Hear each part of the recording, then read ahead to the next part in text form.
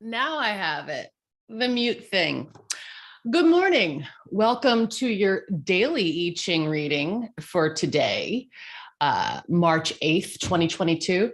I was just going to do weekly ones, but I actually enjoyed doing that so much yesterday. And I do an I Ching reading for myself every morning with my meditation before my walk. And so I thought, why not do a collective one? It's kind of fun. So as I said, later in the week, I'll do a little bit more of a how-to about how to actually cast a reading.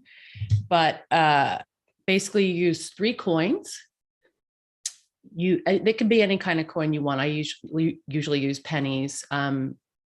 Heads are 3, tails are 2. You add them up and you get either an open yin line or a solid yang line. And here's our reading for today. We have presence going into treasure, hexagram 14, hexagram 26 going into hexagram 14. So I'm going to read to you from my book, because it's my video, Oracle of Emergence, an evolutionary I Ching. So 26, hexagram 26 is presence.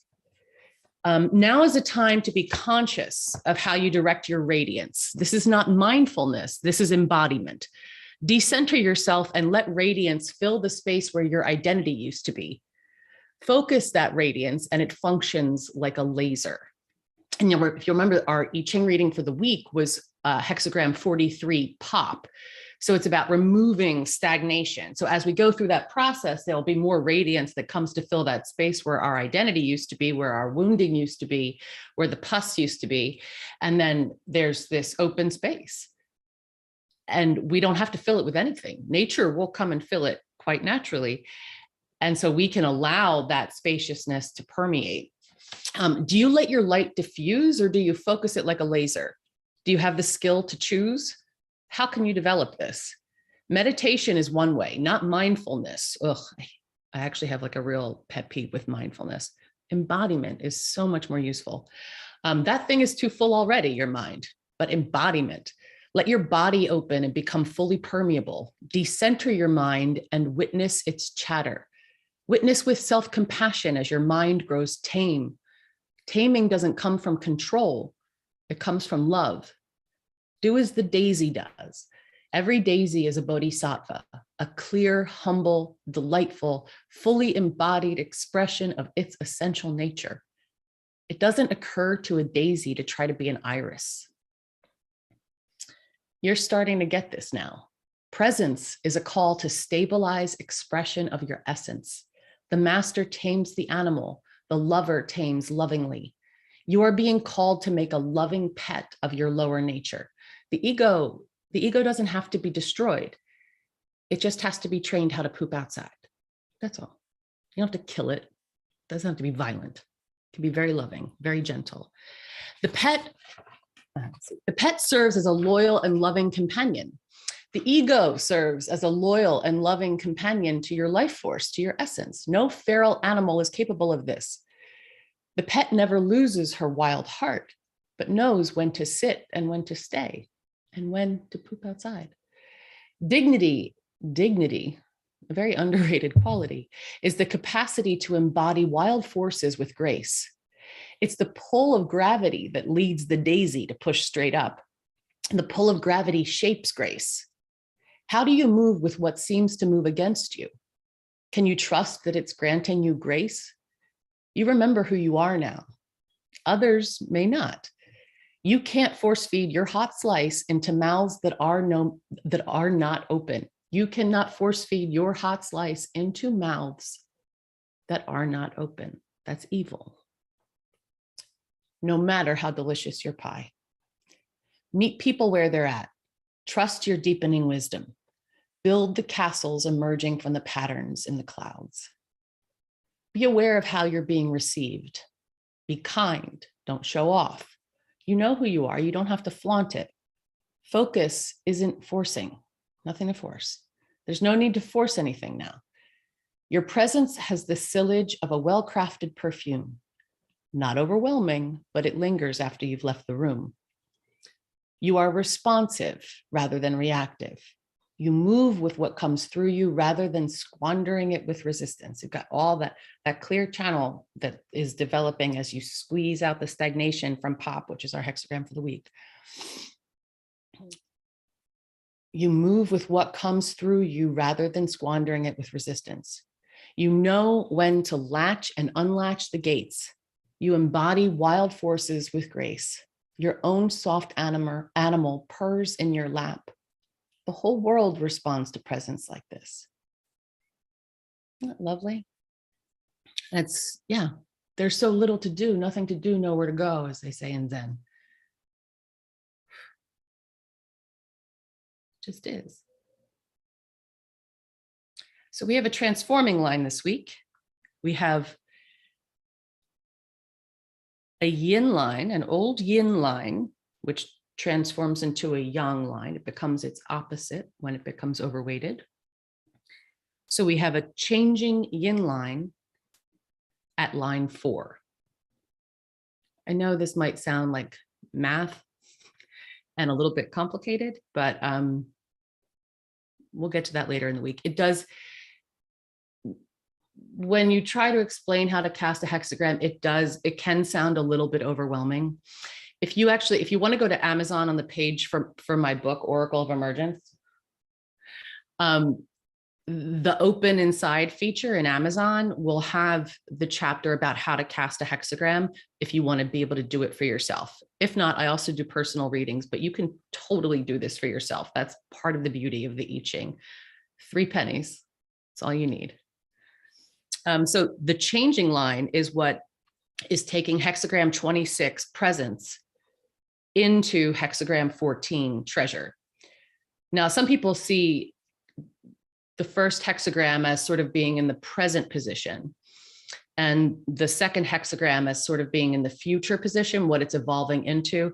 I see the second hexagram more as what's enveloping the situation. So I see treasure as what's enveloping presence. So presence is emerging from an ecosystem of treasure, if that makes sense. So the changing line says, oh, you wild, restless thing, so much power in you. What a blessing to have such abundance. Isn't it great that you've been held back for so long and learned how to hold your wild force with grace? Isn't it wonderful that you can now step forth into the world with dignity? Oh, you did not like being restricted?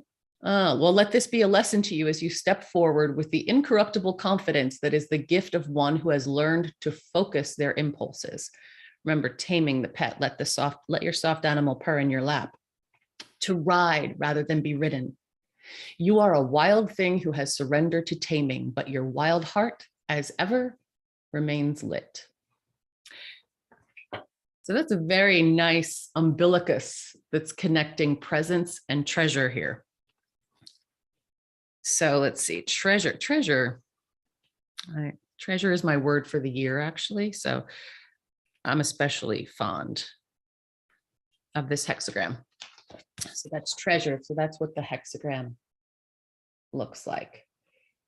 The hexagram is made up of 2 trigrams, and the trigrams basically represent the elements. So this is fire over earth. I know, I'm going to gradually introduce these things as I do more of these so it doesn't get too overwhelming, because it really can put people off of the I Ching. And I think it's such an important guide. I mean, it's essentially my root teacher. So I really want to share it with people, which is why I wrote this book. Not that I really wrote it, it was definitely, it came through in 3 weeks and then took 6 months to edit. So it was like one of those weird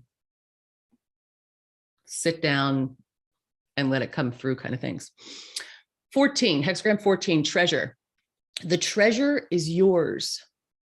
All yours, it's yours. Distribute it widely. The treasury of the true Dharma eye opens and reflects in your own.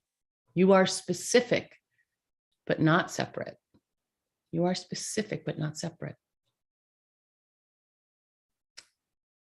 So much suffering can be removed by just remembering that. You are specific, but not separate. You are the treasure. The story goes that at the dawn of the Buddha's enlightenment, he saw Venus, who is also Inanna, by the way, if you want to get like mythologically all connected into a giant narrative ecosystem. The story goes that at the dawn, sorry, this is fun. I like this. The story goes that at the dawn of the Buddha's enlightenment, he saw Venus, the morning star in the sky. He stared at it with gentle awe. Venus stared back at the Buddha and said something like, "I've been waiting for you to notice me, lover. You and all beings are simultaneously free. Could you let them know, please? Could you let them know they have everything they need?" And Buddha was like, "Sure, I will bang that drum in various iterations for the next eon until some assholes come along and reduce magic to mindfulness to serve their economic productivity agenda." And Venus was like, "Promise?" And Buddha was like, "Yeah." And Venus was like, "I'll be watching." And all the other stars and planets and comets and asteroids and mycelium and empty space were like, "So will we. You have everything you need." This is a hexagram of unfettered sovereignty and success. You are a treasure. You have treasure. The question then follows, are you at ease with having treasure? Or are you tossing it away like a ragged hot potato because you don't deserve nice things? Or you don't want to be responsible for having nice things? Whew. The treasury is continuously open to you.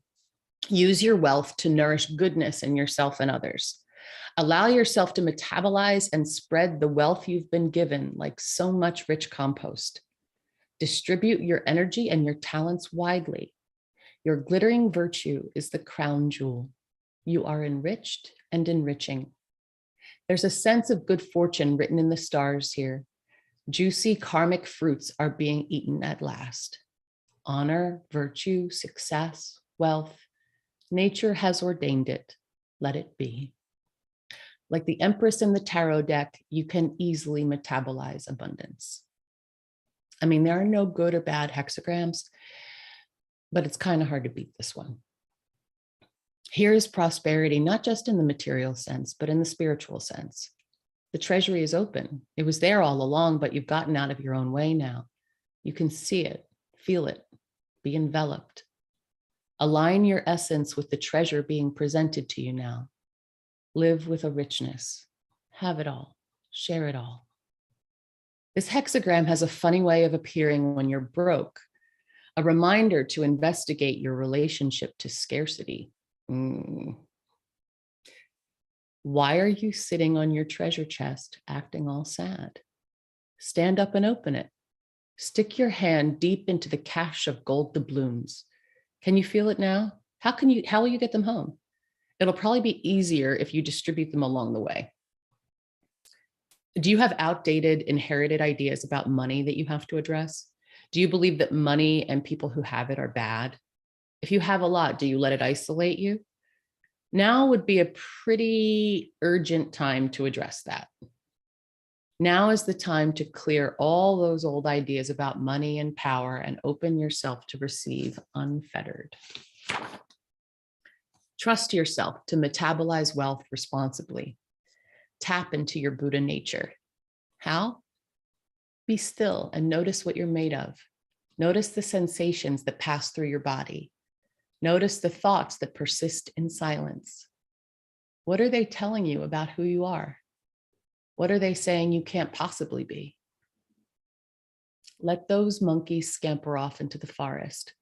Give them some bananas for the road. You have plenty. You have everything you need and then some. The treasure is not yours to hoard. It's yours to steward. Guide the flow of this wealth into the world and behold the gleaming growth it provides. Take it all in and don't for a moment allow yourself the indulgence of smugness. Keep distributing virtue. Toss those doubloons. Share the beauty with benevolence. You are fitted for goodness, or you would not have such treasure laid out before you. Deliver it from evil. Don't be deluded by ideas of ownership. Do no harm. There's nothing to defend. Don't staunch the flow. Stay clear and enjoy the ride.